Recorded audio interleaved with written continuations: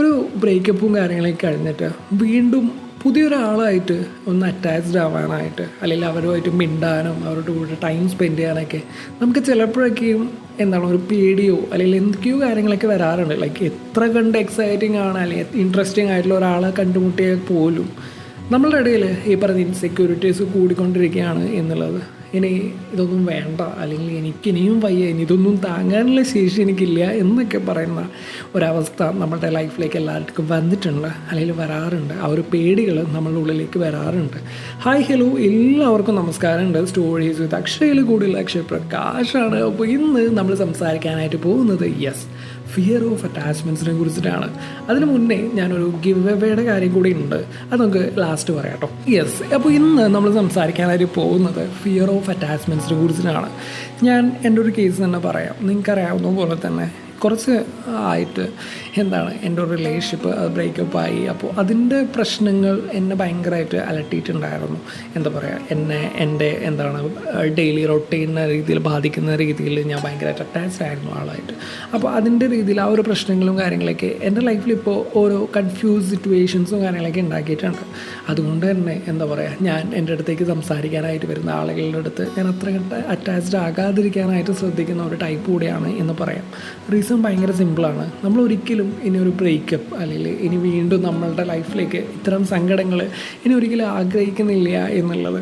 നമ്മളുടെ പഴയ റിലേഷൻഷിപ്പ് നമുക്ക് ഒരുപാട് ട്രോമയും അല്ലെങ്കിൽ ഒരുപാട് ഡിപ്രഷനും ഒക്കെ തന്നു പോയതാണ് എന്നുണ്ടെങ്കിൽ, അങ്ങനെയൊക്കെയാണെന്നുണ്ടെങ്കിൽ നമ്മൾ അതൊരിക്കലും വീണ്ടും വേണം എന്ന് നമ്മളൊരിക്കലും ആഗ്രഹിക്കത്തില്ലല്ലോ. അപ്പോൾ ഇന്ന് ഞാൻ പറയാനായിട്ട് പോകുന്നത് 2 കാര്യങ്ങളാണ്. ഒന്ന്, എന്തൊക്കെ കാരണങ്ങളാണ് നമ്മൾക്ക് ഈ ഒരു പേടി എന്ന് പറയുന്ന സാധനം അല്ലെങ്കിൽ ഒരു ഫിയർ ഓഫ് അറ്റാച്ച്മെൻറ്റ് കൊണ്ടുതരുന്നത് എന്നുള്ളത്.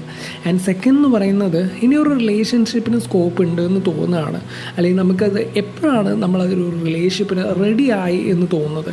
ഇത്തരം കാര്യങ്ങളാണ് ഇന്ന് നമ്മൾ പറയാനായിട്ട് പോകുന്നത്. ഫസ്റ്റ് വൺ എന്ന് പറയുന്നത് ഇതിൻ്റെ ഒരു റൂട്ട് കോസാണ് കേട്ടോ പറയണേ. നമ്മളുടെ ഉള്ളിൽ നമ്മളുടെ പാസ്റ്റ് റിലേഷൻഷിപ്പ് അല്ലെങ്കിൽ ആ ഒരു ബ്രേക്കപ്പ് ആ ഒരു ബിട്രയൽ ഉണ്ടാക്കിയിട്ടുള്ള ഒരു ഇമോഷണൽ ട്രോമ റെസ്പോൺസ് ആണ്.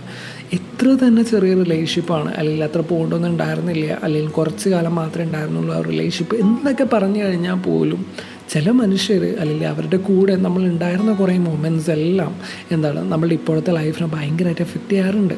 ഈ ചൂടുവെള്ളത്തിൽ വീണ പൂച്ച, ഞാൻ പലപ്പോഴായിട്ട് പറയുന്നൊരു കാര്യം തന്നെയാണ്. ഈ ചൂടുവെള്ളത്തിൽ വീണുന്ന പൂച്ച വീണ്ടും പച്ചവെള്ളം കണ്ടാലും പേടിക്കും എന്നൊക്കെ പറയുന്ന ഒരു പ്രോബും കാര്യങ്ങളൊക്കെ ഇല്ലേ, അത് തന്നെയാണ്. നമ്മൾക്കൊരു കൺഫ്യൂഷൻ വരും അല്ലെങ്കിൽ നമ്മളെ ബ്രെയിൻസ് ഇങ്ങനെ ഫ്ലാഗ് ചെയ്യാനായിട്ട് തുടങ്ങും. അക്ഷയ്, ഇത് നിനക്ക് പ്രശ്നമാവും, നിൻ്റെ പോക്കത്ര ശരിയല്ല, നീ കൂടുതൽ അറ്റാച്ച്ഡ് ആവും, ഒരു ഗ്യാപ്പ് ഇട്ടാൽ നിനക്ക് വീണ്ടും കരയാണ്ട് രക്ഷപ്പെടാം എന്നൊക്കെ പറഞ്ഞുകൊണ്ട് നമ്മളുടെ ബ്രെയിൻ നമ്മളിങ്ങനെ ഫീഡ് ചെയ്യാനായിട്ട് തുടങ്ങും. ഇതൊരിക്കലും നമ്മളുടെ ഒരു പ്രശ്നമായിട്ടല്ല കേട്ടോ പറയണേ, അങ്ങനെയല്ല ഇതിനൊരിക്കലും പറയണേ. ഇത് നമ്മളുടെ ഒരു സർവൈവൽ ഇൻസ്റ്റിക്റ്റ് ആണ് എന്നുള്ളതാണ്. നമ്മളുടെ പേടി കൊണ്ടാണ് നമ്മളെ ബ്രെയിൻ നമ്മൾ പ്രൊട്ടക്റ്റ് ചെയ്യാനായിട്ട് ശ്രമിക്കുകയാണ് എന്നുള്ളതാണ്. സെക്കൻഡ് വൺ എന്ന് പറയുന്നത് ഫിയർ ഓഫ് വൾനറബിലിറ്റി ആണ്. ഞാൻ നിങ്ങളുടെ അടുത്ത് പലപ്പോഴായിട്ട് പറഞ്ഞിട്ടുണ്ട്, അതായത് being vulnerable doesn't mean we are weak. അതൊരിക്കലും നമ്മളുടെ വീക്ക്നെസ് അല്ല അല്ലെങ്കിൽ വീക്ക്നെസ്സായി എടുക്കരുത്.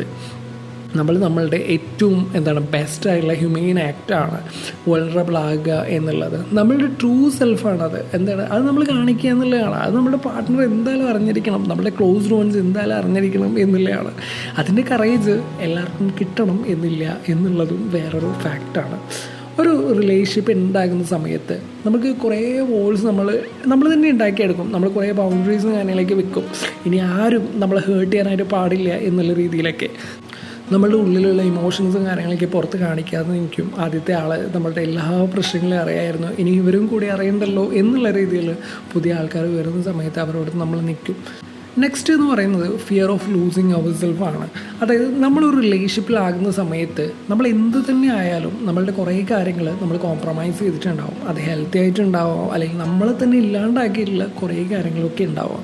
നമ്മൾ അത്രയും ബോൾഡായിട്ട് റിലേഷൻഷിപ്പിന് മുന്നേ വരെ അപ്രോച്ച് ചെയ്തിരുന്ന കാര്യങ്ങൾ ആ ഒരു റിലേഷൻഷിപ്പിൽ വന്നതിന് ശേഷം നമ്മൾ ആകെ മാറിപ്പോയിട്ടുണ്ടാവും അല്ലെങ്കിൽ നമ്മളെ തന്നെ നഷ്ടപ്പെട്ടു പോയിട്ടുണ്ടാവും. ആൻഡ് ആ ഒരു ബ്രേക്കപ്പിന് ശേഷം ഉണ്ടാകുന്ന ആ ഒരു ചൂടിൽ ആ ഒരു മോട്ടിവേഷനിൽ നമ്മൾ പതിയെ അതൊക്കെ റീബിൽഡ് ചെയ്യുകയൊക്കെ ചെയ്യുമായിരിക്കും.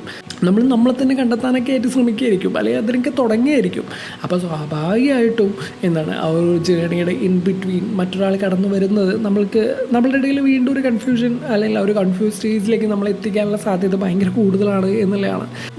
നമുക്ക് വീണ്ടും നഷ്ടപ്പെടുമോ എന്നുള്ള പേടിയൊക്കെ ആയിരിക്കും നമ്മളുടെ ഉള്ളിലേക്ക് കടന്നു വരുന്നത് എന്നുള്ളത്. ആൻഡ് ദ മേജർ തിങ് എന്ന് പറയുന്നത് സൊസൈറ്റിയൽ പ്രഷറാണ്, അല്ലെങ്കിൽ ഫ്രണ്ട്സിൻ്റെ സൈഡിൽ നിന്നുള്ള പ്രഷറാണ്. എല്ലാവരും നമ്മളെ അടുത്തേക്ക് പറഞ്ഞുകൊണ്ടിരിക്കുന്ന കാര്യമാണ്, എടാ മൂവ് ഓൺ ആവ്, ഇത് എന്താണ് ഇതെപ്പോഴും ഇത് തന്നെ ആലോചിച്ചിരുന്നാൽ മതിയോ, മുന്നോട്ട് പോകണ്ടേ എന്നുള്ളതൊക്കെ പലരും നമ്മളുടെ അടുത്തേക്ക് വന്നിട്ട് പറഞ്ഞിട്ടുണ്ടാവും. അതുകൊണ്ട് തന്നെ നമ്മളുടെ ഉള്ളിൽ തന്നെ ഒരു ഇൻറ്റേർണൽ ക്ലാഷ് ഉണ്ടാവും, ഒരു ആങ്സൈറ്റി അല്ലെങ്കിൽ ഒരു ഇൻറ്റൻസ് ആങ്സൈറ്റി ഒക്കെ ബിൽഡ് ചെയ്യാനായിട്ട് തുടങ്ങും.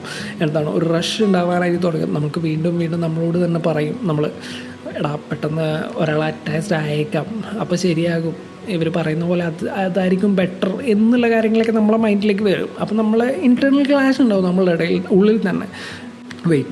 ഇതൊരു കോമ്പറ്റീഷൻ അല്ല, ഒരു റേസിൻ്റെ ആവശ്യം ഇവിടെ ഇല്ല എന്നുള്ളതാണ്. മെല്ലെ ഓരോ ആൾക്കാരെ സംബന്ധിച്ച് അവരുടെ കോപ്പിംഗ് മെക്കാനിസം എന്ന് പറയണത്, അല്ലെങ്കിൽ ഓരോ ആൾക്കാരും കാര്യങ്ങൾ നോക്കിക്കാണുന്ന രീതി എന്ന് പറയുന്നത് ഭയങ്കര ഡിഫറെൻ്റാണ്. അല്ലെങ്കിൽ നമ്മളോട് തന്നെ ചോദിക്കുക എന്ന് മാത്രമാണ് ഇതിനുള്ള ഏറ്റവും വലിയ സൊല്യൂഷൻ എന്നുള്ളത്. ഞാൻ റെഡിയാണോ ഇനിയൊരു റിലേഷൻഷിപ്പിന്, then only go for a relationship. Okay, അതിന് നിങ്ങളെ ഹെൽപ്പ് ചെയ്യുന്ന കുറച്ച് കാര്യങ്ങളാണ് ഇനി ഞാൻ പറഞ്ഞുതരാനായിട്ട് പോകുന്നത്. എങ്ങനെ നമ്മൾ ആ ഒരു ബ്രേക്കപ്പിന് ശേഷം പിന്നെ ഒരു പുതിയ റിലേഷൻഷിപ്പിലേക്ക് റെഡിയാണ് എന്നുള്ളത് നമുക്ക് എങ്ങനെ തിരിച്ചറിയാം. നമ്മുടെ ഫസ്റ്റ് സൈൻ എന്ന് പറയുന്നത് നമ്മളുടെ തന്നെ കമ്പനി എൻജോയ് ചെയ്യാനായിട്ട് തുടങ്ങിയോ, നമ്മൾ ഒരു പാർട്ട്ണർ വേണം എന്നൊക്കെ ആഗ്രഹിക്കുന്നത് ആ ഒരു വോയിഡ് ഫില്ല് ചെയ്യണം എന്നുള്ള ആ ഒരു മോട്ടീവിൽ മാത്രമാണോ? നിങ്ങളുടെ കുഞ്ഞു കുഞ്ഞു കാര്യങ്ങൾ, നിങ്ങളുടെ ഹോബീസ്, നിങ്ങളുടെ ഡെയിലി റൊട്ടീൻസ്, ഫ്രണ്ട്ഷിപ്പ്, ഇതൊക്കെ നിങ്ങൾക്ക് സന്തോഷം തരുന്നുണ്ടോ? നിങ്ങൾ ഹാപ്പിയാണോ? നിങ്ങളുടെ ലൈഫ് കംപ്ലീറ്റ് ആക്കാൻ വേണ്ടിയിട്ടാണോ ഈ ഒരു പാർട്ട്ണർ, അതോ നമ്മുടെ ലൈഫിലേക്ക് ഒരു കൂട്ട് അല്ലെങ്കിൽ ഒരു പാർട്ട്ണർ എന്നുള്ള എക്സാക്ട് കോൺസെപ്റ്റിലാണോ നിങ്ങളൊരു റിലേഷൻഷിപ്പ് നിങ്ങൾ നോക്കി കാണുന്നത്, അല്ലെങ്കിൽ റിലേഷൻഷിപ്പ് നിങ്ങൾ ആഗ്രഹിക്കുന്നത്? ആൻഡ് സെക്കൻഡ് സൈൻ എന്ന് പറയുന്നത്, നിങ്ങളുടെ എക്സ് എന്ന് പറയുന്ന വ്യക്തി നിങ്ങളുടെ ഒരു മെമ്മറി മാത്രമാണോ ഇപ്പോഴും, അല്ല നിങ്ങൾ അവരെക്കുറിച്ച് ആലോചിച്ച് ആ ഒരു വേദനയിൽ ഇരിക്കുകയാണോ എന്നുള്ളത്. നിങ്ങളുടെ എക്സിൻ്റെ അടുത്ത് നിങ്ങൾക്ക് ദേഷ്യമാണോ, സങ്കടമാണോ, അല്ലെങ്കിൽ വീണ്ടും തിരിച്ച് അവരുടെ അടുത്തേക്ക് തന്നെ പോകണം എന്നുള്ള ഇൻറ്റൻഷൻ നിങ്ങളിപ്പം വരുന്നുണ്ടോ, അല്ലെങ്കിൽ അത് തോന്നുന്നുണ്ടോ? ലൈഫിലേക്ക് കടന്നു വരുന്ന പുതിയ ആളുകളെ നിങ്ങൾ വീണ്ടും നിങ്ങളുടെ എക്സുമായിട്ട് കമ്പയർ ചെയ്യുകയാണോ ഇപ്പോഴും എന്നുള്ളത്. ആൻഡ് തേർഡ് സൈൻ എന്ന് പറയുന്നത്, നിങ്ങൾക്ക് എന്തുകൊണ്ടാണ് ഇപ്പോൾ ഒരു ഡേറ്റിംഗ് അല്ലെങ്കിൽ ഒരു റിലേഷൻഷിപ്പ് വേണം എന്ന് ഫീൽ ചെയ്യുന്നത്? നിങ്ങൾക്കത് വേണം, അതില്ലാതെ പറ്റില്ല എന്നുള്ള ഒരു ഇതിലാണോ? Or is it because you generally feel like okay നിങ്ങൾക്കൊരു പുതിയ ആളുമായിട്ട് ഒരു പുതിയ റിലേഷൻഷിപ്പ് അല്ലെങ്കിൽ നല്ലൊരു എക്സ്പീരിയൻസ് വേണം എന്നുള്ള ഇൻറ്റൻഷനിലാണോ? ആൻഡ് നിങ്ങൾക്ക് നിങ്ങളുടെ ഫ്യൂച്ചറിനെ പറ്റി കൃത്യമായ ഒരു ഡ്രീം അല്ലെങ്കിൽ ഒരു പ്ലാൻ കാര്യങ്ങളൊക്കെ ഉണ്ടോ? റിലേഷൻഷിപ്പ് സ്റ്റാറ്റസ് എന്നതിന് പുറമെ അല്ലെങ്കിൽ ഒരു പാർട്ട്ണർ എന്നതിന് പുറമെ നിങ്ങൾക്ക് നിങ്ങളുടെ ഫ്യൂച്ചർ കാണാനായിട്ട് സാധിക്കുന്നുണ്ടോ? അല്ലാതെ തന്നെ നിങ്ങൾക്ക് ഹാപ്പിനെസ് കണ്ടെത്താൻ സാധിക്കുന്നുണ്ടോ? നിങ്ങളുടെ ഡ്രീംസ് എന്താണ്? എല്ലാ കാര്യങ്ങൾക്കും ഒരു ക്ലാരിറ്റി നിങ്ങളുടെ ഉള്ളിലുണ്ടോ? ആൻഡ് ഇഫ് യെസ്, നിങ്ങൾക്ക് ഈ സയൻസൊക്കെ ഓക്കെ ആയിട്ട് ഫീൽ ചെയ്യാണ്, ഓക്കെ ഞാൻ ഒരു റിലേഷൻഷിപ്പിന് ഇപ്പോൾ റെഡിയാണ് എന്നെനിക്ക് തോന്നുകയാണ്, ഈ പറഞ്ഞ കാര്യങ്ങളൊക്കെ എനിക്ക് വർക്കൗട്ടാണ് എന്ന് തോന്നുകയാണെന്നുണ്ടെങ്കിൽ, ഇനി ഞാൻ പറയാൻ പോകുന്ന കാര്യങ്ങൾ അത് നിങ്ങൾ ഭയങ്കര ക്ലിയറായിട്ട് കേൾക്കുക എന്നുള്ളതാണ്. ദ ഫസ്റ്റ് വൺ എന്ന് പറയുന്നത് date with curiosity and not for an outcome എന്നുള്ളത്. ഒരു ജോബ് ഇൻ്റർവ്യൂവിനൊക്കെ പോകുന്ന പോലെ എപ്പോഴും റിസൾട്ട് വേണം, അല്ലെങ്കിൽ നമ്മൾ ഹയർ ചെയ്യപ്പെടണം എന്നുള്ള രീതിയിൽ ഒരിക്കലും ഡേറ്റ് ചെയ്യരുത് എന്നുള്ളത്. ഞാൻ കഴിഞ്ഞ എപ്പിസോഡിലൊക്കെ ആയിട്ട് പലപ്പോഴും പറഞ്ഞൊരു കാര്യമാണ്, ഡേറ്റിംഗ് പീരീഡിൽ തന്നെ നമ്മൾ കുറേ ലവ് ബോംബിങ് ചെയ്യാതെ റിയൽ ആയിട്ടുള്ള നിങ്ങൾ എക്സ്പ്രസ് ചെയ്യുക, അതിൽ നിങ്ങൾ മനസ്സിലാക്കാനായിട്ട് ശ്രമിക്കുക എന്നുള്ളത്. നമ്മൾ കാണുന്നത് പുതിയൊരു മനുഷ്യനെയാണ്, അവരെ കണ്ട് അവരുമായിട്ട് നല്ല കോൺവെർസേഷൻസൊക്കെ ഉണ്ടാക്കിയെടുക്കുക, പുതിയ ആൾക്കാരെ കണ്ടെത്തുക.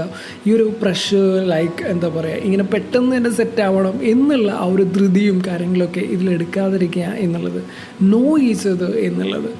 ആൻഡ് സെക്കൻഡ് തിങ് എന്ന് പറയുന്നത്, ഈ ഒരു റഷ് സ്റ്റേജസ് ഒക്കെ വരികയാണ് എന്നുണ്ടെങ്കിൽ, ലൈക്ക് മുന്നേ പറഞ്ഞതിലും പിന്നീടും ഈ ഒരു റഷ് സ്റ്റേജസും കാര്യങ്ങളൊക്കെ വരികയാണ്, അയ്യോ ഇത് വർക്കൗട്ട് ആവുമോ എന്നുള്ള കൺഫ്യൂഷൻസൊക്കെ വീണ്ടും കയറി വരികയാണ് എന്നുണ്ടെങ്കിൽ നമ്മൾ മനസ്സിലാക്കുക ഇത് വെറും ആങ്സൈറ്റി മാത്രമാണ്. നമ്മളുടെ ബ്രെയിൻ ഇപ്പോഴും നമ്മൾ പ്രൊട്ടക്റ്റ് ചെയ്യാൻ വേണ്ടി ശ്രമിക്കുന്ന കാര്യങ്ങൾ മാത്രമാണ്. ഞാൻ സേഫാണ് എന്ന ഫീൽ നിങ്ങളുടെ മൈൻഡിൽ വെക്കുക എന്നുള്ളത്. ആൻഡ് ദ തേർഡ് തിങ് എന്ന് പറയുന്നത്, practice low stakes vulnerability. Low stakes vulnerability എന്ന് വെച്ച് കഴിഞ്ഞാൽ നമ്മൾ ഡേറ്റിങ്ങിൻ്റെ ഫസ്റ്റ് സ്റ്റേജിൽ തന്നെ കയറി പോയിട്ട് നമ്മൾ ഡീപ്പസ്റ്റ് ആയിട്ടുള്ള സീക്രറ്റ്സൊക്കെ പറയാതെ മെല്ലെ മെല്ലെ കുഞ്ഞു കുഞ്ഞു കാര്യങ്ങളിലേക്ക് തുടങ്ങി നിങ്ങളുടെ പാഷനും നിങ്ങളുടെ കുഞ്ഞു കുഞ്ഞു സ്റ്റോറീസൊക്കെ പറയുക. അതിൽ അവരെങ്ങനെയാണ് റിയാക്ട് ചെയ്യുന്നത്, അവരെങ്ങനെയാണ് റെസ്പോണ്ട് ചെയ്യുന്നതെന്നൊക്കെ ആദ്യം നമ്മൾ മനസ്സിലാക്കിയെടുക്കാനായിട്ട് ശ്രമിക്കുക എന്നുള്ളത്. ഇത് നിങ്ങൾക്ക് കംഫർട്ടബിൾ ആകുമ്പോൾ മാത്രം മറ്റു കാര്യങ്ങൾ ഷെയർ ചെയ്യുക എന്നുള്ളത്. ആൻഡ് ദ ഫോർത്ത് വൺ എന്ന് പറയുന്നത് always set the pace and boundaries എന്നുള്ളത്. നമ്മൾ നേരത്തെ പറഞ്ഞല്ലോ, നമ്മൾ അവരുടെ അടുത്ത് സംസാരിക്കുന്ന സമയത്ത്, അവരുടെ അടുത്ത് ഓപ്പൺ ആവുന്ന സമയത്ത്, ഷെയർ ചെയ്യുന്ന സമയത്തൊക്കെ അത് മെല്ലെ മെല്ലെ വേണം എന്ന് പറഞ്ഞല്ലോ. അതുപോലെ തന്നെ അവരോട് ഈ കാര്യങ്ങൾ കൂടി പറയാം. ടെൽ ദം ലൈക്ക് ഇതെനിക്ക് ഓക്കെ ആയിട്ട് ഫീൽ ചെയ്യുന്നുണ്ട്, നിങ്ങളുടെ ഒരുമിച്ചുള്ള കാര്യങ്ങളൊക്കെ ഞാൻ ഭയങ്കരമായിട്ട് എൻജോയ് ചെയ്യുന്നുണ്ട് and I want to be open with you. പക്ഷേ എനിക്ക് പതിയെ പതിയെ കാര്യങ്ങൾ മുന്നോട്ട് കൊണ്ടുപോയാൽ മതി എന്നുള്ളതാണ്. Because I am building something real. എനിക്കിത് ലോങ് ടേം പാർട്ട്ണറായിട്ട്, എൻ്റെ ലോങ് ടേം റിലേഷൻഷിപ്പായിട്ട്, എൻ്റെ ലൈഫ് പാർട്ട്ണറായിട്ട് കൊണ്ടുപോകണം എന്നുള്ള രീതിയിലാണ് ഞാൻ ആഗ്രഹിക്കുന്നത് എന്നുള്ളത് ഓപ്പണായിട്ട് അവരുടെ അടുത്ത് പറയുക എന്നുള്ളത്.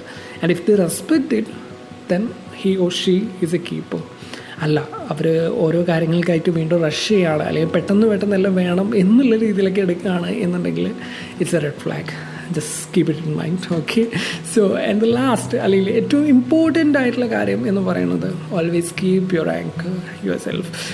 ഒരിക്കലും നമ്മുടെ പേഴ്സണൽ ഗോൾസ്, നമ്മുടെ ഡെയിലി റൊട്ടീൻസ്, നമ്മുടെ ഫ്രണ്ട്സിൻ്റെ കൂടെ പോകാൻ അല്ലെങ്കിൽ പ്ലാൻ ചെയ്തിട്ടുണ്ടായിരുന്ന കുറേ കാര്യങ്ങൾ, നിങ്ങളുടെ gym sessions or whatever എന്താണ് നിങ്ങളെപ്പോഴും ഫോളോ ചെയ്യുന്ന കാര്യം ഒരിക്കലും ഒരാൾക്ക് വേണ്ടിയിട്ട് സ്റ്റോപ്പ് ചെയ്യാതിരിക്കുക എന്നുള്ളതാണ്. അവിടെയാണ് നിങ്ങൾക്ക് നിങ്ങളെ നഷ്ടപ്പെടുന്നത്. നേരത്തെ പറഞ്ഞല്ലോ, നമ്മളെ നഷ്ടപ്പെട്ടു പോയി എന്നൊക്കെ പറഞ്ഞല്ലോ, ആ ഒരു സ്റ്റേജിലേക്ക് എത്തിയിട്ടുണ്ടല്ലോ.